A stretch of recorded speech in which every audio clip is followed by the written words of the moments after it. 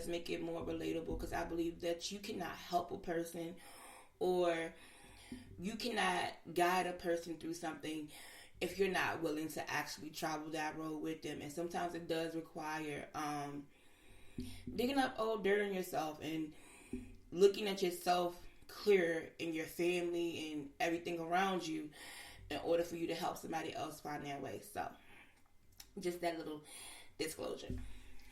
Here we go. So, when it comes to generational curses, you first have to look at where you are in life. You know, you have to take a moment, a mirror, a journal, a pen. Look at yourself.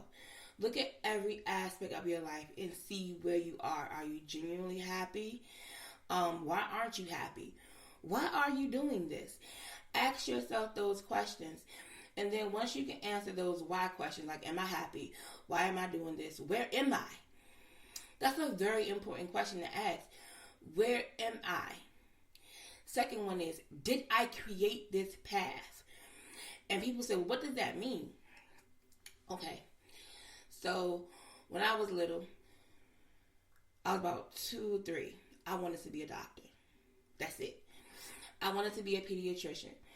And at 2 or 3, I didn't understand why. I just wanted to be a pediatrician. I wanted to help people. I wanted to make people feel better because I was sick.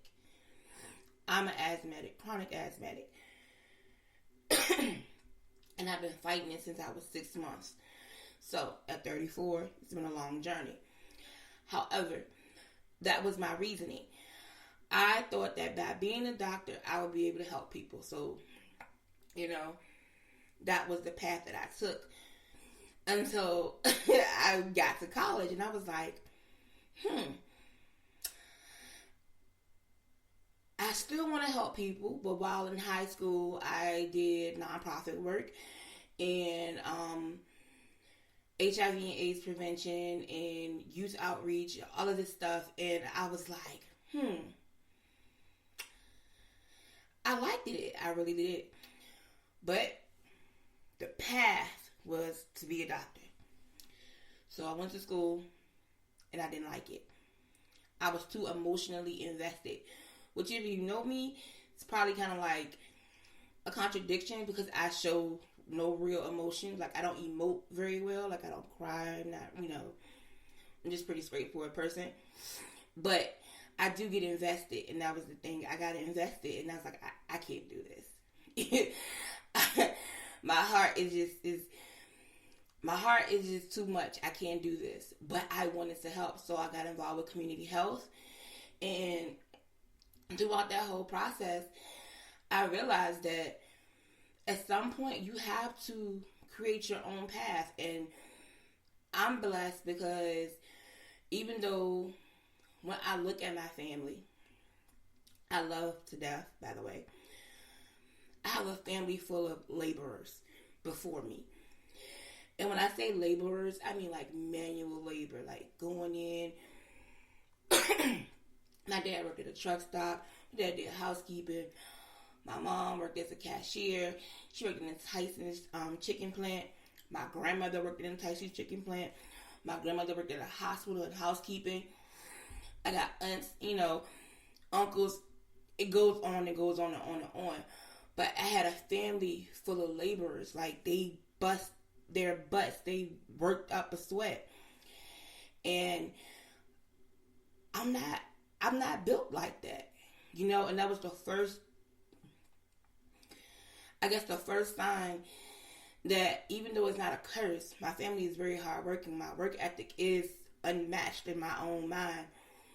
However, I knew that the hustle and bustle of being physically tired, actually having to physically do manual labor, was not for me. It's not to say that I can't do it or that I wouldn't do it if I had to, but it was not for me. And because it was not for me, I took a more intellectual path. So with that being said, it's okay, people gonna look at you strange. They look at you weird, I have a pretty big family. And my prayer is that when we evaluate each other and where we are, we're all trying to be better without being bitter or feeling like that we are competing. And now I look at it and it's like, I have a cousin who graduated high school, graduated college. Oh, she broke that curse. We got a high school graduate, we got a college graduate, and then us coming under her, we were going to college, and we were getting degrees, and we can get masters, and we knew that because she could do it, that we all could do it. So that pushed us.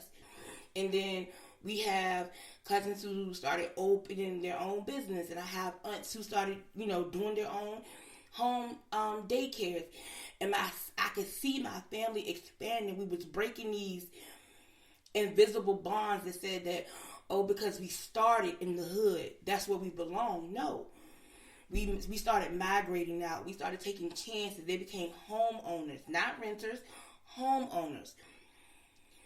That's how your family is supposed to be. Now, are we perfect? No. We still have very, very toxic trends within my family. However, little things, they help you expand, because it's like, okay, if my aunt can open up her own daycare in her home, maybe I can have a daycare, like a building. It makes you want more when you see your family want more. And people don't understand that. They be like, oh, my family doesn't impact. It does. They're embedded in your DNA. That's who you are. It impacts what you do. Whether it's knowingly or unknowingly. It impacts what you do. Excuse me. I'm not a manual labor person. I will tell you straight up. I don't want to do manual labor. But just like my mother and my father before me, I will work myself to death. My boss says, Destiny, I need this, that, and the third. Not to mention I got my own daily duties. She can add 10 more things. I'm going to get every single thing done. Even if it means I'm working a 12-hour day. Even if it means I have to postpone something that I was doing or wanted to do for myself or with someone else. That's my mentality. That's my work ethic. And it's killing me. Then I had to sit back and realize the method. Where did it come from? And I thought about it. I have grandparents, grandmothers, grandfather who worked every day. Regardless if they were sick, if they didn't feel well, it didn't matter. They were up and they were working. I have parents who worked every day. My mother went to work the same morning and died that afternoon. That's all my family knows. Do we enjoy life? Partially. Could we probably enjoy more if we actually live life more than we work? It's a possibility. But after I had that observation, I realized that did not have to be my truth. So I learned how to say, yeah, I can do that for you, but it won't be today. Is this urgent? Because if I do this right now, then my daily, 1 through 10 is going to have to wait, which is going to put me behind. Is that all right? I learned how to communicate and compromise better now. I still work because it's still things that I want to do. But I understand now that I'm not just working to work to just get by, pay bills, and live. I'm working because I want to invest in my other businesses. I'm working because I want to invest, period. I'm working because I want to travel and travel comfortably. I'm working because I want things and I want to have a lifestyle. In order to obtain that lifestyle that I want, I'm willing to work for it. But I'm not working to die. And my family, as much as I love and cherish them, they work to die. That's it. That's all I know. Work, pay bills, have a little fun, die. It was not a correct work-life balance. And that's why I feel like a lot of my family is, a lot of our ailments, like diabetes, high blood pressure, it comes from that mentality of work, work, work, work, work, work, work. So, I mean, I understand that. And that's one of the traits that I'm currently trying to break as far as my own mentality. I mean, your family could be something simple as, you guys don't travel or you guys don't do this. It could be real intense, like incest or alcohol abuse or however it could be, because we all deal with toxic trends within our family, regardless if you want to acknowledge it or not. We be like, oh, that's just how they are. Good, that's just how they are, but it can be different. It could be better. Have the conversation. Ask, why did you stop here? Why did you do this? Why do we do this? Why do we handle things this way? Why do we always act this way when we get together? Why can't we be better? Why can't we work as a unit? Ask questions. I'm very lucky because I have an open family. As far as my father goes, my father has always been a very great communicator.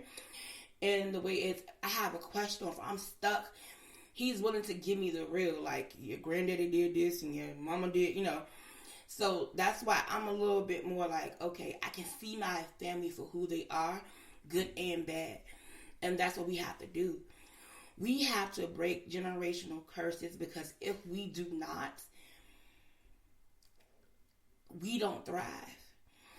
Our family doesn't thrive. And to me, it's just blatantly disrespectful to our ancestors. Okay, great grandma started drinking to deal with the pain or whatever issue she had. Grandma saw great grandma drinking, so now great grandma uses alcohol as a pain reliever. Now aunts and uncles use alcohol as a pain reliever. Now it's time for us to heal the pain and say, hey, it's other ways to deal with these issues. Alcohol is not the remedy. But you first have to understand that while you taking that sip, why are you taking that sip? Is it to relax? Is it because you like the taste? Is it to enjoy? Or is it because you're trying to numb the pain? Because even though we use the alcohol, and this is just a reference, to numb the pain, it's still pain. We're still hurting. Now, the only way to break toxic trends is to heal the hurt. Learn how to communicate. Learn how to say it's okay to not be okay. The African American community have a lot of stigmas on mental health. And because we live by those stigmas on mental health, we are slowly going crazy. It's okay. It's okay to not be okay. Identify first what your toxic traits are, or your toxic trends in your family. Sit down with yourself to see how these are impacting your life. Communicate. Talk to your mom if she's still alive. Talk to your dad, great grandmas, whoever, everyone, cousins, brothers, sisters, whoever. Get an understanding on it. Then you have to decide. Do you want to be the determining factor of trying to change things? Or do you want to just pass this mediocrity or this settled life or these settled ideas down to your children?